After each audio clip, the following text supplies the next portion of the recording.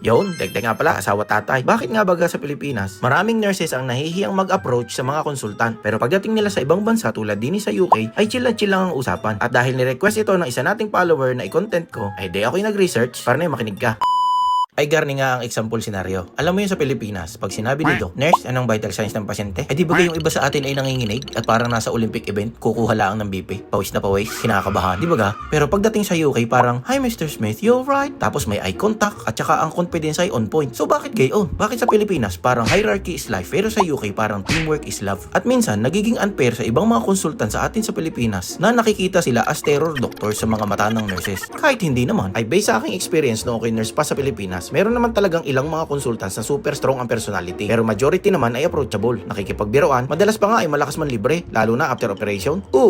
Isa din ako sa mga nurses noon na hindi mapakali ang puwet kapag may tumawag ng katrabaho namin sa nurse station. Titimbrehan kami na ang sasabihin huy, andyan na si Doc, nagpapark na. Ayan na, kinakabahan lang ako ng lula. At habang kasama ko ang consultant sa rounds, ay isa lang ang umiikot sa aking isip. Naku po, ilang pasyente pa kaya bago matapos? Diyos ko po, sana'y masagot ko lahat ng tanong ni Doc at saka makarry out lahat ng kanyang order. Pero pagkatapos ng rounds, nakikipag-usap naman ng maayos ang consultant sa akin, okay naman. So ako lang pala yung tamang hinala. Well, kung nagkamali naman talaga tayo ay hindi natin maaalis sa kanila ang ma-upset, lalo na patient safety ang nakataya. Given naman na yun. Hindi ko rin sinasabing lahat ng ospital sa Pilipinas ay ganito ang kultura ha, pero ito ay totoong nangyayari sa iba't ibang department ng maraming ospital sa Pilipinas. Pagdating ko din sa UK ay may na-realize ako, hindi consultant ang problema, hindi rin ang nurse. Ang sala rin, environment. Ay ari na nga, ayon sa research, may tatlong main factors kung bakit ganyan ang nangyayari sa mga nurses sa Pilipinas. Umpisahan natin sa number 3, workplace culture. Sa UK, nursing is not just a profession. May autonomy, may bosses. Sa hospital sa UK, may flattened hierarchy na tinatawag. Ibig sabihin, ang level ng consultant at ng nurse ay pantay. And a non-hierarchical based teamwork defines the quality of care. Sa maraming ospital sa Pilipinas, respect is often equated with silence. Habang sa UK naman, speaking up is respect. Kita mo yung kaibahan? Number 2, combination ng colonial hangover plus mahiyain culture. Dahil na rin sa sandamakmak ng mga hinayupak na nanakop sa bansang Pilipinas, for hundreds of years nasanay tayo sa katagang don't question authority. Ang resulta, ang mga sumunod na henerasyon ay naging likas na mahiyain, lalo na kapag bagong salta sa trabaho. Pag nagkamali si Doc, madalas mahirap masabi dahil sa isip ng maraming nurses sa atin, baka ma-interpret na kabastusan. Pero sa UK, encourage kang magsalita for patient safety. Hindi disrespect yon, part yon ng accountability. At ang top 1 na gusto kong i-elaborate ay ang tinatawag na cultural hierarchy. Sa Pilipinas, malakas ang impluensya ng tinatawag na high power distance. Ay ano naman yung pinagsasabi mong high power distance, Dek? Garni nga, ang high power distance ay isang sociological at cultural concept mula kay Gerhard Hofstede. At ito ay tinatawag na Hofstede's Cultural Dimensions Theory. Ginagamit ito para ipaliwanag kung gaano katanggap ng mga tao ang inequality o agwat ng kapangyarihan sa lipunan o sa trabaho. At batay din sa cultural model ni Hofstede, ang Pilipinas ay may mataas na Power Distance Index o PDI. Ang score natin ay 94/100. Napakataas. Samantala ang UK ay mayroong mababang score na 35/100. Ay di sa madaling salita, following Hofstede's model, kapag high power distance ang isang kultura o ang isang bansa, ay ibig sabihin normal at tanggap na mayroong mga matataas tulad ng authority figures,